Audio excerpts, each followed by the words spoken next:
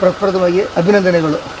ಧನ್ಯವಾದ. ಕರ್ನಾಟಕ ಸರ್ಕಾರದ ನೂತನ ಸಚಿವರಾಗಿ ಒಂದು ಆಯ್ಕೆಯಾಗಿದ್ದಾರೆ. ಈ ಸಂದರ್ಭದಲ್ಲಿ ನಾಡಿನ ಜನತೆಗೆ ಹಾಗೂ ನಮ್ಮ ಕ್ಷೇತ್ರದ ಜನತೆಗೆ ಏನು ಇಷ್ಟಪಡ್ತೀರಾ?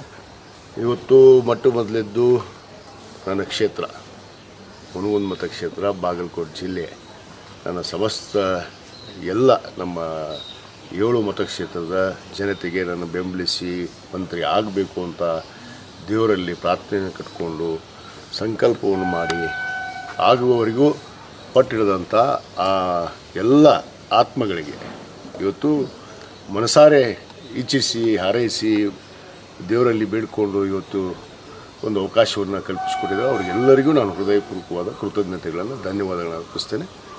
ಆಮೇಲೆ ನಮ್ಮ ನಾಡಿನ ದೊರೆ ನಮ್ಮ ಮುಖ್ಯಮಂತ್ರಿಗಳು ಸನ್ಮಾನ್ಯ ಡಿ.ಕೆ. ಶಿವಕುಮಾರ್ ಸಾಹೇಬರಿಗೆ ಯಾಕಂದರೆ ವಿಶೇಷವಾದ ಕೃತಜ್ಞತೆಗಳನ್ನು ಧನ್ಯವಾದಗಳು. ಯಾಕಂದ್ರೆ ತಮಗೆ ಗೊತ್ತಿದೆ ಹಲವಾರು ಜನ ಇವತ್ತು ಪೈಪೋಟಿ ಇರುವಂಥ ಸಂದರ್ಭದಲ್ಲಿ ಕೂಡ ಇವತ್ತು ನನ್ನ ತಂದೆಯವರಾಗಿರ್ಬೋದು, ನನ್ನ ತಾಯಿಯವರಾಗಿರ್ಬೋದು, ನನ್ನ ಸೇವೆಯನ್ನು ಪರಿಗಣಿಸಿ ಇವತ್ತು ಒಂದು ಸಮುದಾಯ, ದೊಡ್ಡ ಸಮುದಾಯ, ಲಿಂಗಾಯತ ವೀರಶೈವ ಲಿಂಗಾಯತ ಧರ್ಮದಲ್ಲೇ ಒಂದು ದೊಡ್ಡ ಸಮುದಾಯ, ಅದು ಲಿಂಗಾಯತ ಪಂಚಮಸಾಲಿ ಸಮಾಜಕ್ಕೆ ಇವತ್ತು ನ್ಯಾಯ ಸಿಗುವಂಥ ಕೆಲಸವನ್ನು ಮಾಡಿಕೊಟ್ಟಿದ್ದು ಅದು ಸನ್ಮಾನ್ಯ ಡಿ.ಕೆ. ಶಿವಕುಮಾರ್ ಸಾಹೇಬರು. ಅವರಿಗೆ ಕೂಡ ನಾನು ಹೃದಯಪೂರ್ವಕವಾದ ಕೃತಜ್ಞತೆಗಳನ್ನು ಧನ್ಯವಾದಗಳನ್ನು ಅರ್ಪಿಸ್ತೇನೆ.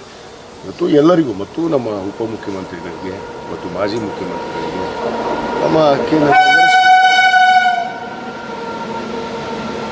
ಕೇಂದ್ರದ ವರಿಷ್ಠರಿಗೆ ವಿಶೇಷವಾಗಿ ರಾಹುಲ್ ಗಾಂಧಿ ಅವರಿಗೆ, ಮಲ್ಲಿಕಾರ್ಜುನ ಖರ್ಗೆ ಸಾಹೇಬರಿಗೆ, ಕೆ.ಸಿ. ವೇಣುಗೋಪಾಲ್ ಅವರಿಗೆ, ರಂದೀಪ್ ಸಿಂಗ್ ಸುರ್ಜೇವಾಲಾ ಅವರಿಗೆ ವಿಶೇಷವಾಗಿ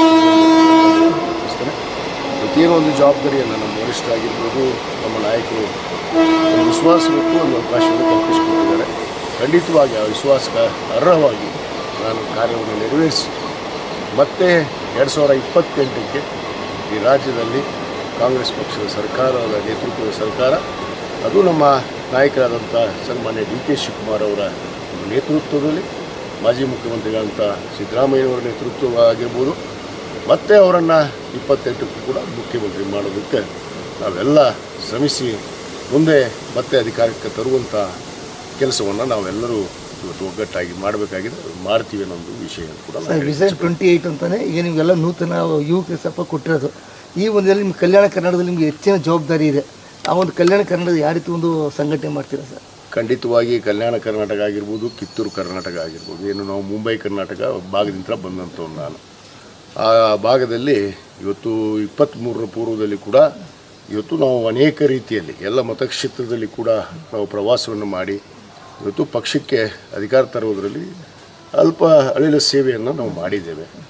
ಈ ಬಾರಿ ಒಂದು ಜವಾಬ್ದಾರಿಯುತವಾಗಿ ನಾವು ನಡ್ಕೋಬೇಕಾಗತ್ತೆ. ಯಾಕಂದರೆ ಸರ್ಕಾರದ ಒಬ್ಬ ಸಚಿವನಾಗಿ ಯಾವ ರೀತಿ ನಾವು ನಡ್ಕೋಬೇಕು ಅನ್ನೋದನ್ನು ಅರಿವಿಟ್ಕೊಂಡು ಖಂಡಿತವಾಗಿ ಪಕ್ಷದ ಸಂಘಟನೆಗೆ, ಪಕ್ಷದ ಒಳತಿಗೆ ಏನೇನು ಮಾಡಬೇಕು ಅದನ್ನು ನಮ್ಮ ನಾಯಕರ ಮಾರ್ಗದರ್ಶನವನ್ನು, ಎಲ್ಲರ ಮಾರ್ಗದರ್ಶನವನ್ನು ತೆಗೆದುಕೊಂಡು ನಾವು ಖಂಡಿತವಾಗಿ ಮುನ್ನಡೀತೇವೆ. 28ಕ್ಕೆ ನಮ್ಮ ಡಿ.ಕೆ. ಶಿವಕುಮಾರ್ ಅವರಿಗೆ ಮತ್ತೆ ಮುಖ್ಯಮಂತ್ರಿ ನಾವು ಖಂಡಿತ ಮಾಡಿ. ಯಾವ ಖಾತೆ ಒಂದು ನಿರೀಕ್ಷೆ ಇದೆ ಸರ್?